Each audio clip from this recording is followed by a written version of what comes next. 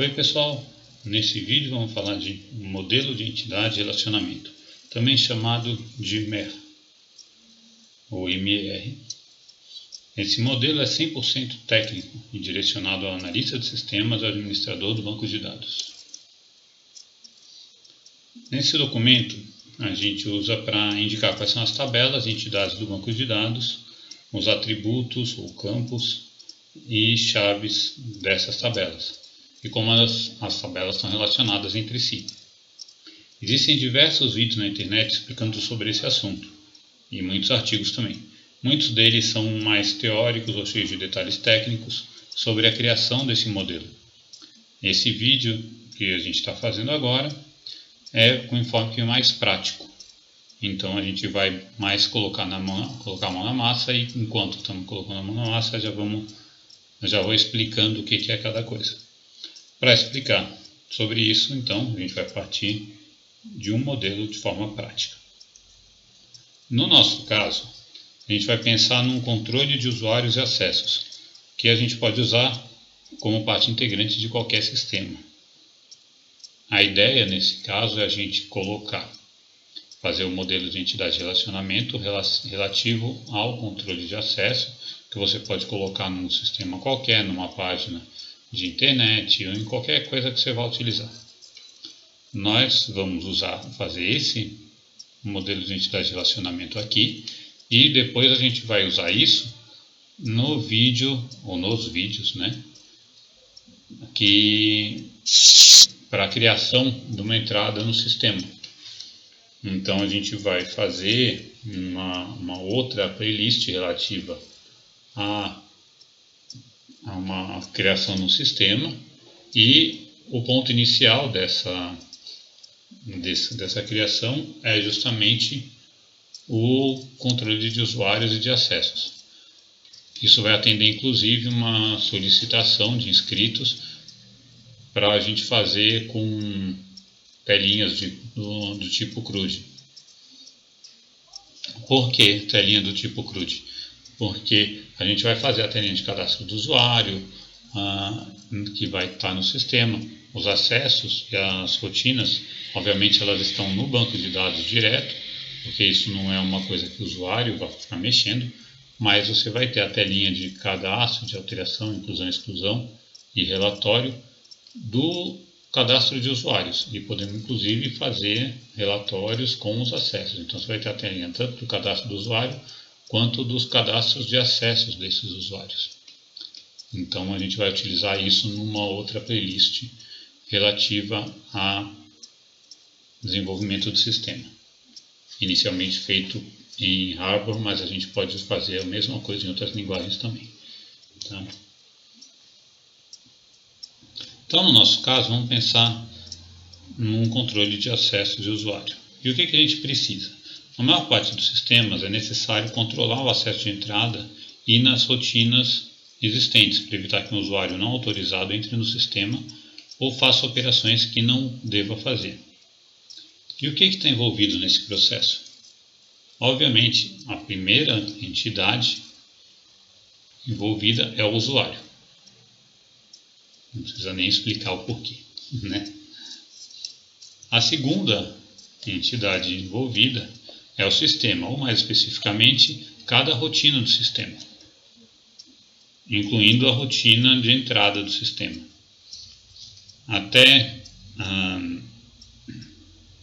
E essas rotinas são, como eu falei, abrange tanto a de entrada quanto qualquer coisa que vai ser executada.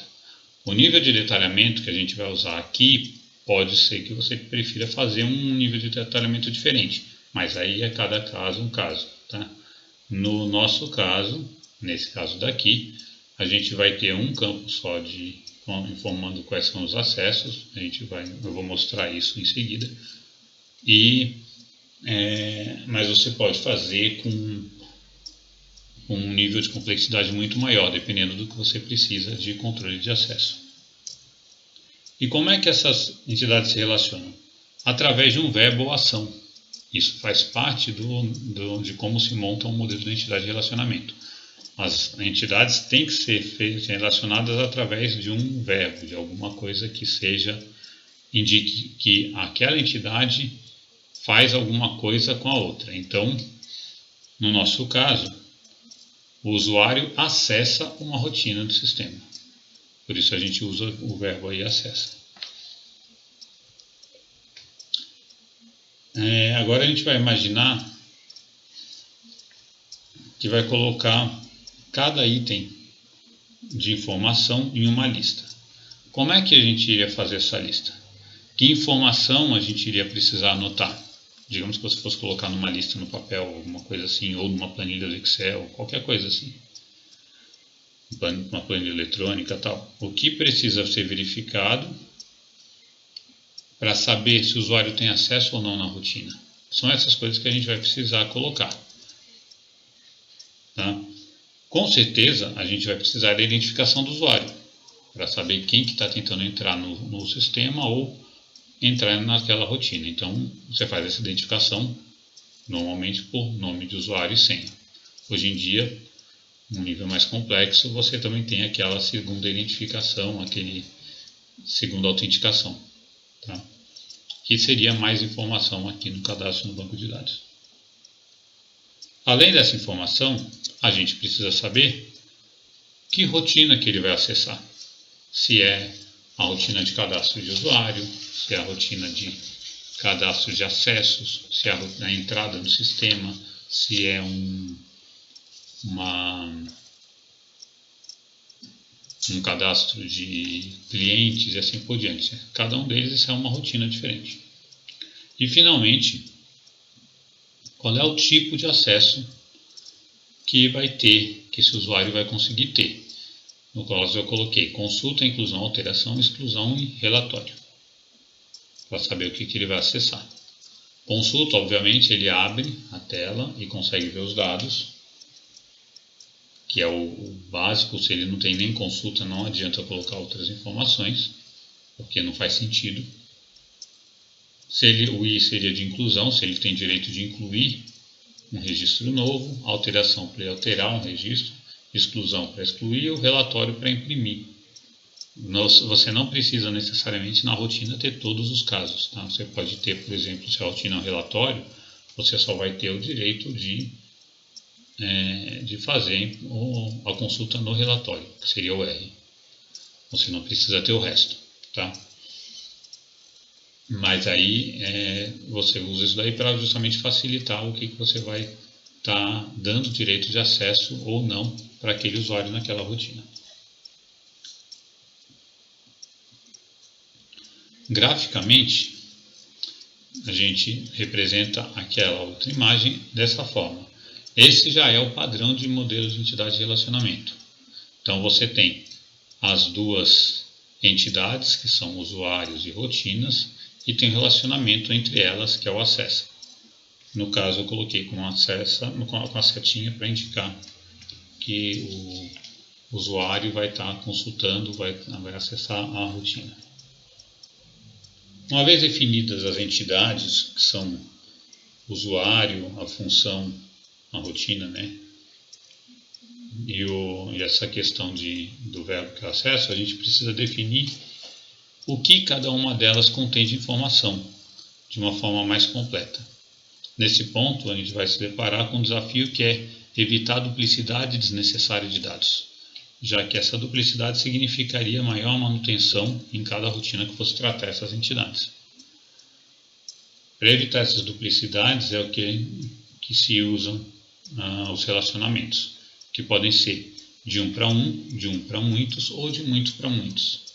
Também falando o outro termo que o pessoal costuma falar, um para N e N para N. Onde é que estão essas duplicidades? Como eu falei, se você fosse anotar numa planilha, você ia ter cada um numa coluna. Então você vai ter, cada linha dessa seria o conjunto de registros, né? E existem basicamente 3 normais, que são as regras relativas a isso. Essas são as principais, tá? Que a gente tem que atender. Mas, para não ficar mais só na teoria, a gente vai montar isso na prática. Para evitar a duplicidade, a gente já sabe que a gente tem basicamente duas entidades, usuários e rotinas. Então a gente vai, partindo daí, reduzir as duplicidades.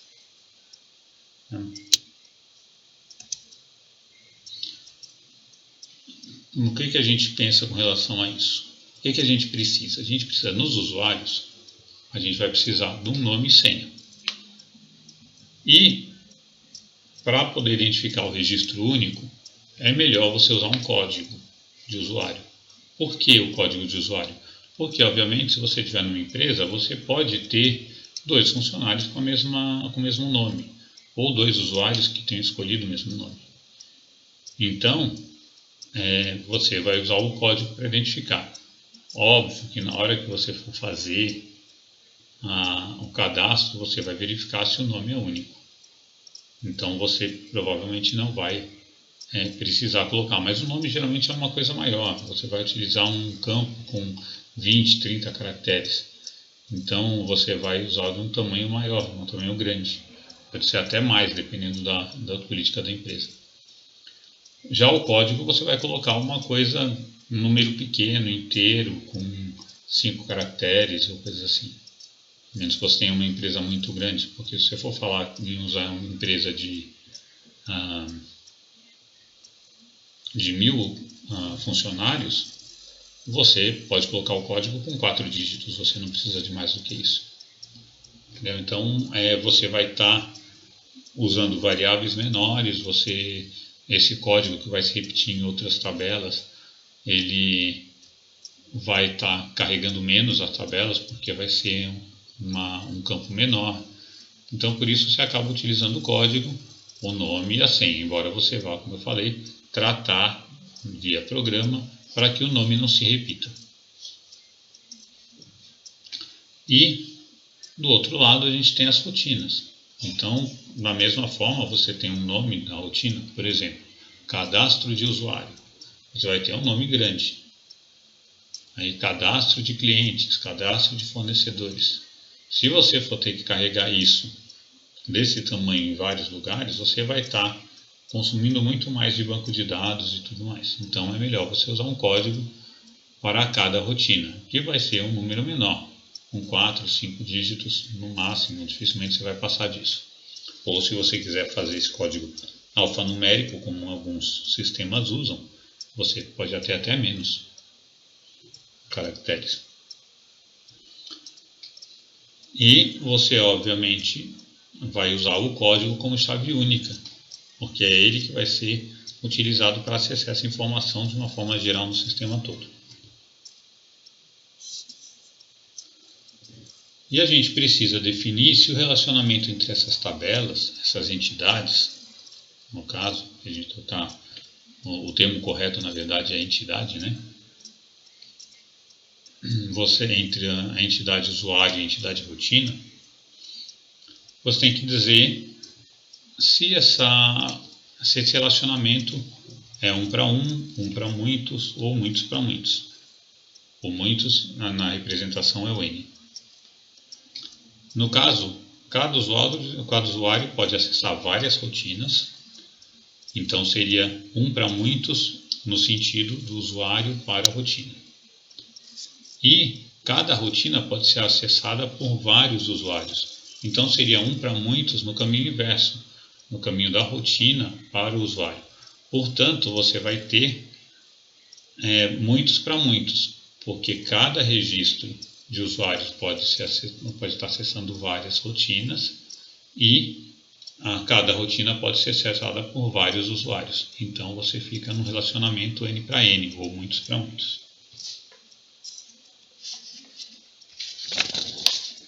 E agora a gente vai precisar, para poder resolver essa questão de como fazer esse relacionamento de muitos para muitos, a gente vai precisar de uma entidade intermediária.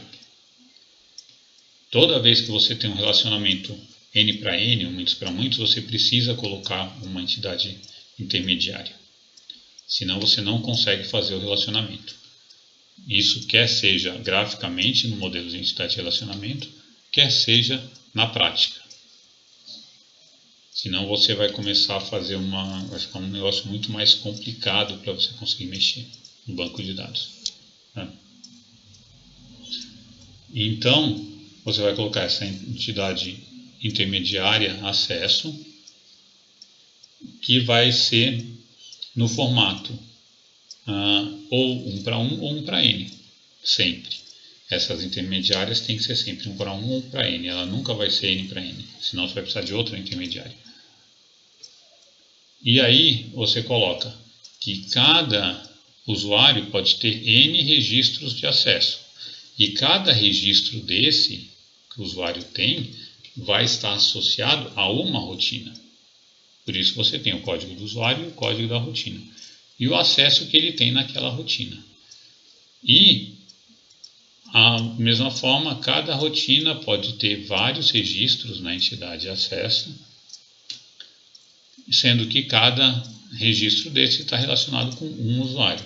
Então você tem relacionamento entre usuário e acesso é 1 para N, porque cada usuário tem N registros em acesso, e a rotina para o acesso também é 1 para N, porque cada rotina, cada registro da rotina pode ter N registros em acesso.